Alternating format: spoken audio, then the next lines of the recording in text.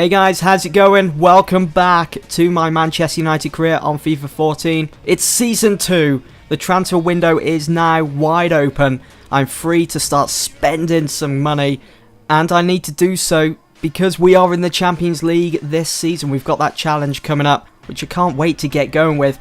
Now, I received a couple of offers, as you've seen. One from Inter Milan for Raphael, one for De Gea from Liverpool. Obviously, I was going to reject that. We'll never sell a player or buy a player from a rival team. I did, however, accept an offer from Werder Bremen for Anderson. I want to offload him, get a bit of money. I don't think he really belongs in this Manchester United team. It's not the direction I want to be going in, so he's gone. Raphael wanted a new and improved contract, and I was more than happy to give him that.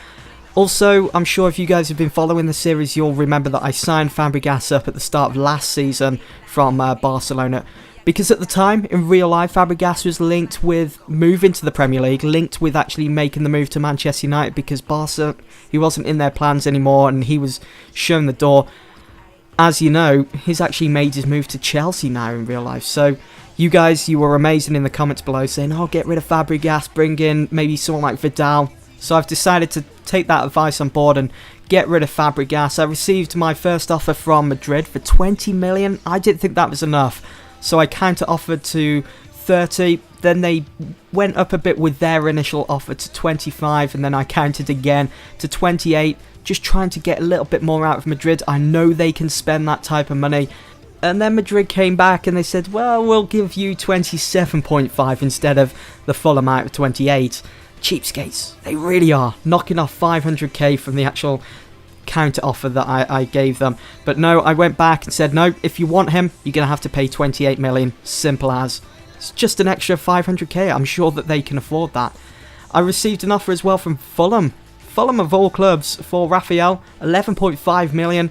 I rejected that straight away, simply because he's in contract talks now of signing a new one. And Danny Welbeck, I received an offer for him from Wolfsburg. Rejected that as well. I was thinking at the time, shall I get rid of Welbeck? But no, I couldn't do it. I couldn't allow Welbeck to go out. He is a Manchester lad, born and raised on the playground where he spent most of his days. Welbeck, the Fresh Prince of Manchester. Couldn't allow him to go. Anyway, received an email back from Real Madrid, and they did eventually accept my 28 million counter offer for Fabregas. So he's off to back to Spain to play for Real Madrid. Just quickly, as well, as you saw, Mats Hummels is back with the first team in training after being out for 3 to 4 months. So that's good to have him back on board. Also, there was confirmation that Fabregas has been sold. He's now officially a Real Madrid player. And that leaves me with just over 60 million to play with within this transfer window. And with this season, I want to try and go for realism, matching it up with what is happening with United in real life. So I went after Luke Shaw and Herrera, two players that have already signed for the club. I was really happy as well with the amount Southampton wanted for Luke Shaw. I offered 5.5 million straight away. They accepted. At least they didn't want over 30 million like United paid for him in real life. Just outrageous. And Herrera, Bilbao, they accepted my transfer offer of 18.5 mil. But Herrera, I'm not sure if any of you guys have come across that before, if you've tried to sign him up, but he was kind of tricky. He kept declining my contracts, even though I was offering him crucial first team player, the amount he was looking for, you know, weekly wage budget. So in the end, I had to slightly up it, and you'll see that just a little bit later on. As you'll see, here are our upcoming fixtures. We've got to play Chelsea in the Community Shield final at Wembley. Then we start the new campaign in the Premier League against Aston Villa at Villa Park. And then we play QPR. And then to end the first month of the new season, we have to play Liverpool. So that's going to be very exciting. Looking forward to it, especially with all these new players that I'm bringing in.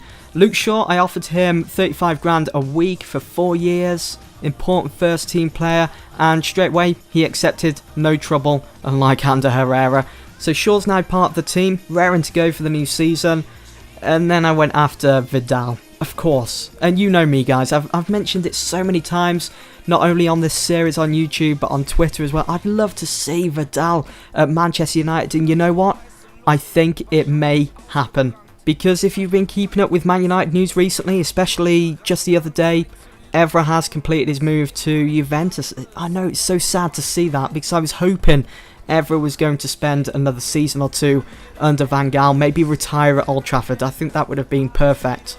but it just wasn't to be. So Evra's gone, and I'm hoping now that that's kind of opened the door to Vidal coming to Old Trafford. Maybe it's part of a deal that Woodward's put together. Maybe he said, well, we'll give you Evra for a knockdown price of, how much was it? It's something like 2.5 mil, somewhere around there, 3 million. We'll give you Evra for that much. Maybe you can do us a deal on Vidal. I've just got my fingers crossed that that is the case. But there's so many reports as well that Mats Hummels could be coming to Old Trafford as well for 60 million. So many people are like, 60 million? That's so cheap. But you don't know what's happening behind the scenes. There could be add-ons. It could reach up to something like 30 million eventually over a period of 12, maybe 24, maybe 32 months. We won't know until it actually happens, until the deal goes through. Fingers crossed, because I think just bringing in Vidal and Hummels, I think that's it. That's all we need to do, really. And I think maybe one more left back as well, seeing that Evra's gone. And don't forget, Butner's gone as well now, so who's Van Gaal? He can't just rely solely upon Luke Shaw, because what if Luke Shaw picks up an injury? What if he's not to the test straight away? Also, Woodward has promised that the spending isn't over. United are prepared to spend big this summer to prevent Spain's biggest clubs from signing all the top players. So the next couple of weeks, they're going to be very exciting, very interesting to see what United do in this transfer window. And if you didn't know already, if you follow me on both Facebook and Twitter, links can be found in the description below. I normally keep you guys up to date with what's happening. If you're unable to get to a news website or a TV, I post them for you guys to have a read, whether it just be for the headline. So what I like to do as well is discuss with you guys whether it's the right move for Manchester United, whether we should be going after them, whether we shouldn't, and so on. Now, you guys have been watching that Community Shield against Chelsea. It did go all the way into penalties after Karim Benzema got the equaliser. Very unfortunate how that came about. De Gea pulled off a brilliant save, but it was Benzema that managed to turn it into the back of the net. We went through the whole of extra time. You guys didn't see any highlights from that because there weren't any. Chelsea, they were playing for penalties. That's my excuse. And these penalties, wow, they seem to go on for absolutely ages. As you saw there, it went 3-3, 4-3, and then 4-all. I was missing a few here and there. Chelsea were missing a few, and it just kept going on. It went down to sudden death. At one point, I thought Chelsea were going to overturn it and come away with the Community Shield final because of the amount of penalties that I was missing. And Cech was saving. De Gea saved his fair share of them as well. Hummels, look at that scoreline there, 5-5, and then he missed it. Then Ivanovic missed his next penalty. Then it all came down to Raphael. Sudden death eventually put it past Petr Cech. So we did win the Community Shield final. A good way to start off our season with the curtain raiser. And that's pretty much it for this first episode, guys. I'll leave you all to enjoy the celebrations. Hope you've enjoyed. Do stay tuned because you'll find out whether I do actually get Vidal. Hopefully in the next episode I'll be able to talk more about United in real life, whether it be with more transfer news, fingers crossed, or whether it just be talking about the result in United's first pre-season game against LA Galaxy. Anyway, guys, there it is, Manchester United Community Shield winners 2014 to 2015. Hope you've enjoyed this episode. I'll see you all very soon for the next one. Thanks for watching. As they're getting here and celebrating, just drink it in, milk the moment. Yeah, it's easy to think that the good times will keep on rolling, but that's not always the case. And I think these players appreciate that.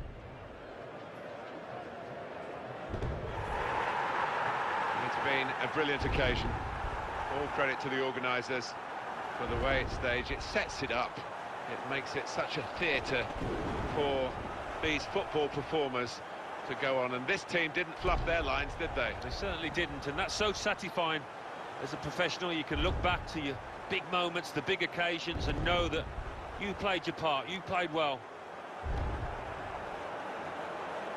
Good team, aren't they? And I think there's only better times ahead for this group of players.